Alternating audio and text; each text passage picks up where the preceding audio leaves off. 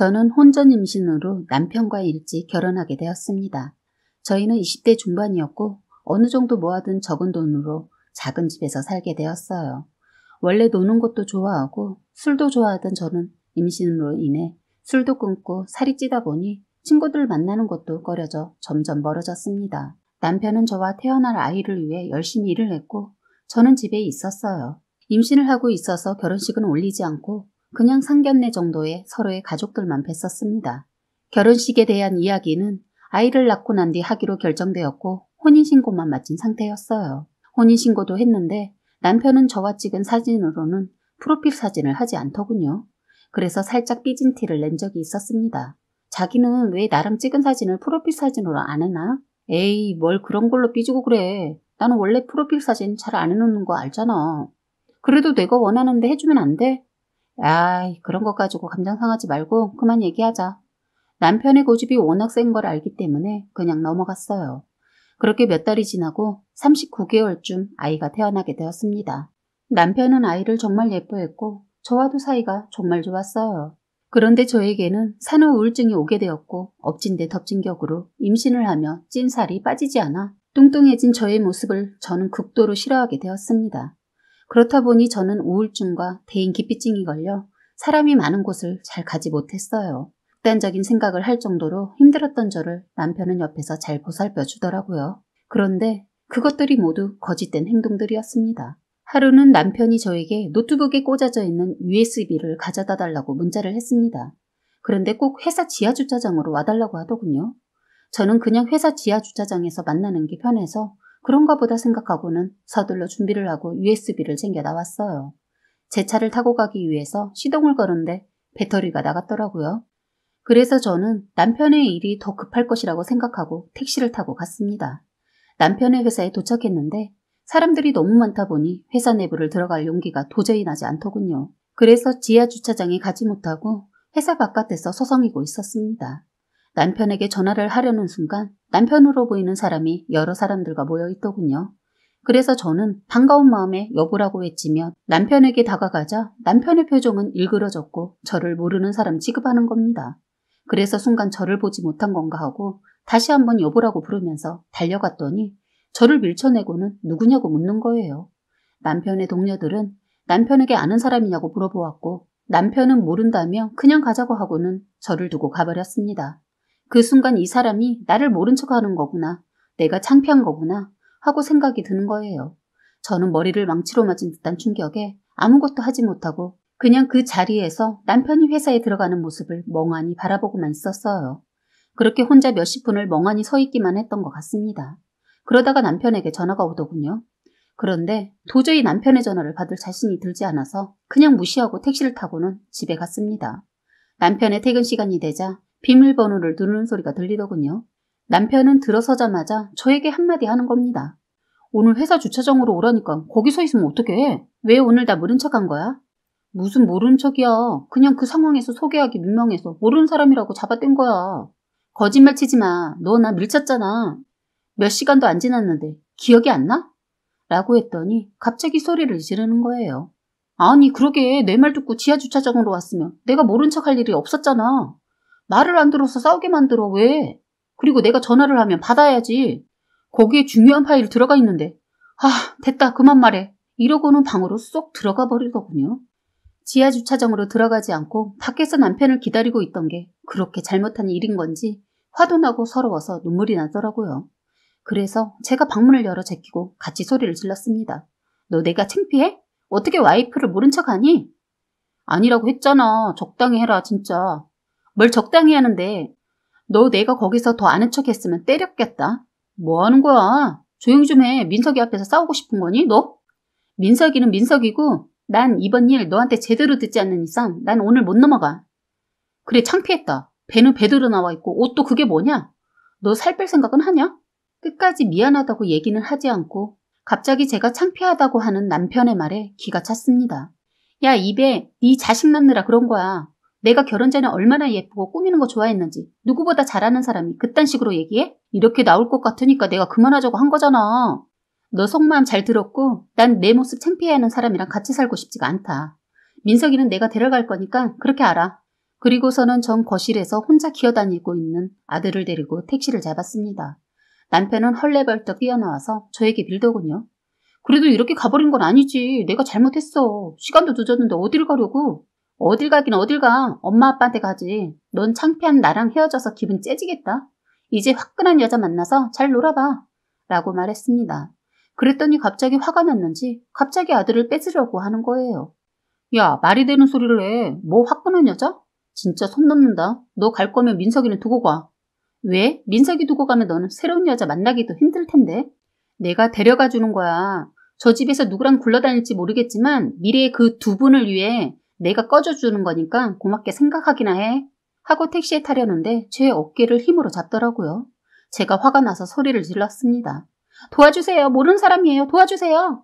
이렇게 외치니까 자기도 옆에 있는 사람들 눈치가 보였는지 그냥 놔주더군요. 그래서 바로 저는 친정집으로 향했고 부모님에게는 잠깐 놀러 온 것이라고 얘기하며 친정집에서 있었습니다. 그동안 남편은 저에게 계속해서 문자를 했지만 친정에는 오지 않더라고요. 그러던 중 모르는 번호로 문자가 왔어요. 문자 속 내용은 충격적이었습니다. 안녕하세요. 저는 미나니 친구인 전상혁입니다. 지금까지 모른 척하며 지냈지만 이제는 안 될 것 같아 문자드립니다. 회사에 찾아온 혜인 씨를 모르는 척한 일로 인해 두 분이 싸웠다는 사실을 미나니에게 들었습니다. 미나니는 지금 사장님의 조카분과 바람을 피고 있습니다. 프로필 사진에 혜인 씨를 올려두지 않는 이유도 사장님에게 가정이 있다는 사실을 들키지 않기 위해서이고 혜인 씨를 회사에서 모른 채 한 이유도 그것 때문입니다. 미나니의 친구로서 어떻게 행동을 해야 옳은 친구의 행동인가 계속 고민해왔습니다. 하지만 조금이라도 늦기 전에 더 빨리 알려드리는 게 현명한 선택이라고 생각이 들어서 문자드립니다. 미나니가 사장님의 조카분과 바람을 피웠다는 사실과 저에게 혜인 씨를 어떤 식으로 이야기를 했는지 모두 저장해서 보내드려요. 현명한 선택하시길 바랍니다. 이 문자 뒤로는 저를 말로 표현하지 못할 정도로 더럽게 표현한 말들과 바람핀 여자를 성적으로 표현한 말이 기록된 톡방이 모두 캡처되어 있는 사진들이 있었어요. 우선 저는 그 문자를 받고 난 뒤 어떻게 행동해야 하는지 깊은 고민에 빠졌습니다. 사실 저는 제 아이를 위해 남편이 반성만 한다면 다시 잘해보려는 생각이 있었어요. 하지만 남편의 친구가 알려준 사실을 통해서 뒤통수를 세게 맞았고 이 사람에 대해 남아있던 정들이 모두 사라지더군요. 우선 저는 다음 날이 되고 남편의 회사에 전화해서 사장님과 만나고 싶다고 이야기했어요. 작은 회사라서 그런지 몇 마디의 거짓 이유를 대고 나니 사장님과 약속이 바로 잡혔습니다. 저는 상혁 씨가 보내준 사진들을 모두 인쇄한 뒤 문자 내용도 인쇄하여 가방 속에 챙겼습니다. 사장실로 가는 길에는 직원들의 자리가 있었는데 사장실로 들어가는 저를 본 남편은 당황한 표정이었어요. 저를 보자마자 성급히 달려오더군요. 저는 그 모습을 무시하고 사장실로 들어갔습니다. 안녕하세요. 처음 뵙겠습니다. 저는 일적인 부분으로 약속을 잡은 게 아니라 드릴 말씀이 있어서요. 네? 좋은 얘기도 아니니 본론부터 말씀드릴게요. 여기 사장님 조카분과 연애하시는 민환 씨는요. 제 남편이고요. 얼마나 쓰레기 같은 남자인지 알려드리려고 왔습니다. 라고 하고는 남편의 친구인 상혁 씨가 보내준 사진들을 모두 보여드렸습니다. 저를 따라 사장실에 뛰쳐들어와 이 말을 들은 남편은 뒤에서 소리를 지르더군요. 야, 너 뭐 하는 짓이야? 뭐 하는 짓이긴 이거 안 보여? 너의 더러운 사실 알려드리는 중이잖아. 혹시라도 사장님이 모르고 계실까봐 얘기해드리는 거야. 민환 씨 이거 사실이야? 내가 자네를 엄청나게 아껴서 내 조카까지 소개해줬는데 이게 무슨 일이야? 사실대로 말해. 사장님 오해해요. 이 여자가 거짓말 치는 겁니다. 저는 모르는 사람이에요. 이놈이 변명하기 바쁘고 둘러대기 바쁘더군요. 그래서 어처구니 없어서 뭐 모르는 사람? 자기 자식까지 낳은 사람을 모르는 사람으로 취급하는 거야? 했더니 저를 죽이듯이 쳐다보더니 야, 너 그만해라. 사과해도 받아줄 마음 없지만 이 말을 듣고 나서 더 화가 나서 직원들이 있는 곳으로 나가 소리쳤습니다. 안녕하세요. 저는 이 회사에서 일하고 있는 민환 씨 와이프입니다. 저희 사이에는 2살 된 아들 하나 있고요. 혼인신고까지 마친 부부 사이입니다. 그런데 이 뻔뻔한 더러운 놈이 회사에서 싱글인 척을 하고 사장님의 조카분이랑 바람이 나셨다네요. 까지 말했는데 갑자기 제 팔을 붙잡고 입을 막으려고 하더군요.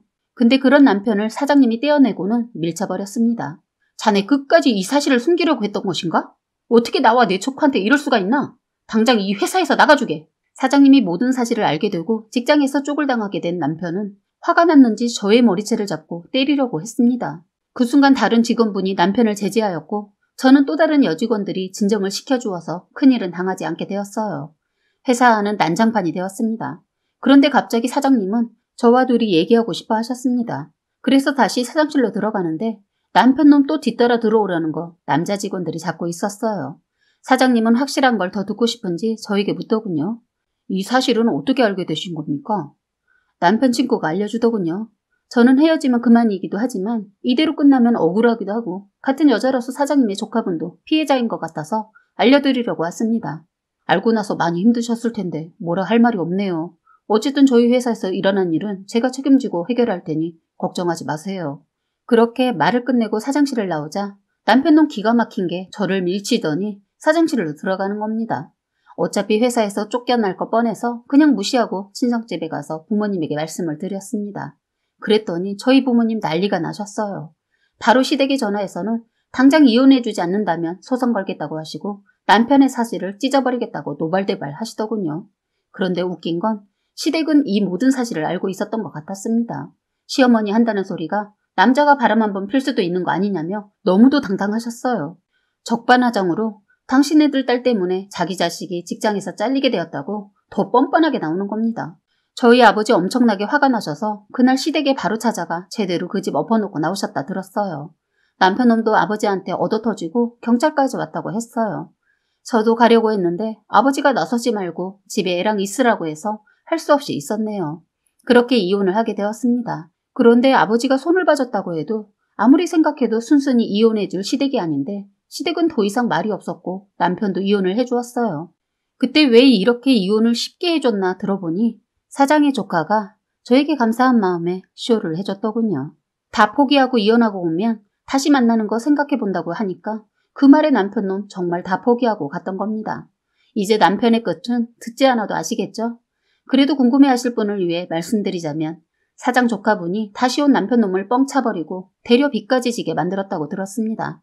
시어머니 돈 있는 며느리 얻는다는 욕심에 아들 인생 제대로 망치게 만들고 손주까지 포기한 어리석은 인간이었는데 이젠 아들 빚 갚느라 개고생한다고 들었네요.